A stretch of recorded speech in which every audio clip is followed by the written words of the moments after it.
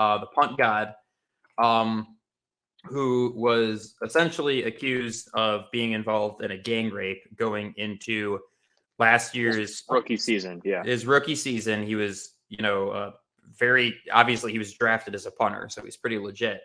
And was essentially kicked out of the league and all of that stuff. It clearly did not end well for him. The current update, and I want to speak, as factually with the information that I can in reference to this. The evidence was reviewed on whether or not to bring a criminal case to trial, and the evidence. So it's not even that they didn't have sufficient evidence to take him to trial. It's that they reviewed the evidence, and the evidence suggested that he was not even present at the party that this alleged gang rape had taken place. Additionally, the evidence from this report suggests that she was underage, and he admitted to, being with her underage. But according to both her friends and other witnesses, she was lying about her age at the party. She also claimed that she was too intoxicated to know what was going on, both from her friends and other eyewitnesses. That was also allegedly not the case. And apparently there's video evidence from every single sexual encounter that happened over that night, which is wild to think about. And all of it is to suggest that the situation was consensual. Now, again, I'm not saying I'm, not a jury. I'm not a judge. I'm not going to go ahead and say, anything, how this case is going to pan out, because now it's no longer a criminal case, but it is a civil case, which is where you can sue for, monetary damages rather than put somebody in prison. But point being is, this dude pretty much had his life ruined. I'm sure he will be able to make a recovery in the NFL, but he had his rookie season and a whole lot of opportunity taken away. Opportunity that you don't know if you're going to get back, right? A lot of guys have had this thing happen to them, John, and don't get a second chance. Your name is tarnished forever, and whether you're guilty or innocent, I do think it's something worth addressing, not only in the NFL, but other sports as well. And not even just athletes. Anybody that has kind of a branded name and has a name in the media, this goes both ways. I mean, guys make accusations towards famous females, and sometimes they're true, sometimes they're not. And then a lot of the time it's females accusing famous men of horrible things. And a lot of the time it's true, a lot of the time it's not. And the problem with it is that I think, there's times where the NFL in particular will do their due diligence and investigate. And, the Deshaun Watson example, right? They strung that out. And there was a lot of evidence to say that he was guilty, right? And they continued to string it out, and it kind of damaged the badge, right? And I put quotation marks there, damaged the badge, the NFL logo. That's what they care about, sadly. They don't care about the victims. And they care about that more than, I was going to say, the justice of the victims a lot of the time. And that's the reality. It's a sick reality, but it is the reality. You can go back and look at examples of like assault with Ray Rice and Kareem Hunt and Tyreek Hill and, Joe Mixon and all these people that have hit women and it's on video. And the Ray Rice thing is, I think, the biggest example, and the NFL's grown since then. But when that happened, Goodell and those guys saw that video months before they did anything public. And it's just like, were you just hoping you could sweep this under the rug? What is going on here? So there's definitely a lot that needs to be corrected. And I think it is worth noting, though, that I think out of the fear of what the badge looks like, sometimes they'll act too early or they won't act fast enough. Deshaun Watson, in that case, they didn't act fast enough and it made them look bad. And in this case, because they're afraid to look bad, they acted too soon, and they almost ruined a kid's life. I mean, I probably for the last 2 years did ruin his life. And again, you Google his name and I guarantee the first thing that's going to come up is guilty for that, right? Whether he did it or not. And you're saying, what the legal system is starting to point to is that he is innocent.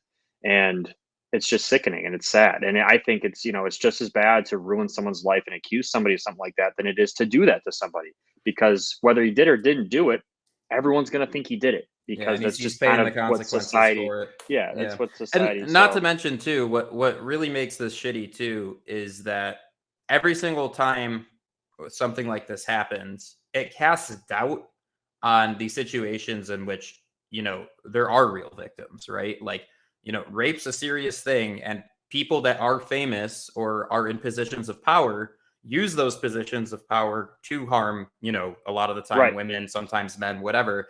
And every single time there's a situation like this, it makes it a lot harder for those people that actually do have a legitimate story and a legitimate case to make, Yeah. to make their story known, and for, the person that hurt them to get justice for what they Yeah. did. So You're an incredibly sick person if you do anything like that. And whether you're the one committing the crimes, you're a sick person, and you're a very sick person as well if you're someone who accuses someone falsely of doing that. Because, like you just said, and I want to reiterate it, you think that you're doing it to get self gain, to get money, to put somebody else down. A lot of the time, it's just out of spite, like an ex girlfriend or something. To some of these guys, like on draft night, they'll leak false info. And there was an Ohio State defensive back a few years ago, first round projection, night before the draft. His ex-girlfriend didn't like the fact that he wasn't going to give her some of the money, or whatever their fight was, and threatens, blackmails him. I'm going to leak this. I'm going to leak this, and leaked false information. His draft stock fell like 2 rounds, and we're talking millions of dollars that would have right. changed his life, his family's life. And because she wasn't going to be involved in it like she wanted to, and she was proven to be lying in the long run. But you can't go back and redraft. You can't go back and give Matt Araiza his rookie season left. You can't give him another chance. So it's tough. It's a tough situation. There's no easy solution to it, but I just want the NFL to do a better job of being more consistent in how they do these things. You can't pick and choose because Deshaun Watson's, an MVP candidate and one of the biggest names in the league. You treat his situation different than a rookie punter who's coming in for his first season. And that's what I was going to say is, and Pat McAfee says this a lot of the time when it comes to, people in these positions of power, of like, be who you can afford to be. Right. And like, what he means by that is, like, apparently if you're Deshaun Watson, right, like, you can get away with 23 sexual assault cases and only get a 6 or 9 game suspension. But if you're not, the proven one of the top 5, top 10 quarterbacks in the league, apparently, one accusation is going to cause you to is enough to get you, to end maybe your whole basically career. Yeah. Oh yeah. His career still might be done, dude. Yeah. I mean, I think a team will give him, a tryout or something like that, or at least I'm hoping so, assuming that it is, the evidence does point to the fact that he's innocent. He's a game changing. The fact of the matter is, when in his very short stint with the Bills in preseason, he's a game changing punter. Like, he's incredible. And that is becoming increasingly more important in the NFL, as you've noted. Some teams, and they're investing in punters in this year's draft, being able to flip field position and pin some of these quarterbacks deep. Your chance of scoring on a drive, if you start inside of the 20 and then inside of the 10, drastic difference in your chances of getting points on that drive, whether you start inside the 20 or inside the 10 compared to outside the 25. Huge difference. And we can actually probably pull up the numbers if people want to check, or if people want to Google that themselves. But you're talking like large percentage difference in your odds of getting points on that specific drive. So, I think that's why we paid Fox. Jack Fox is a game changer.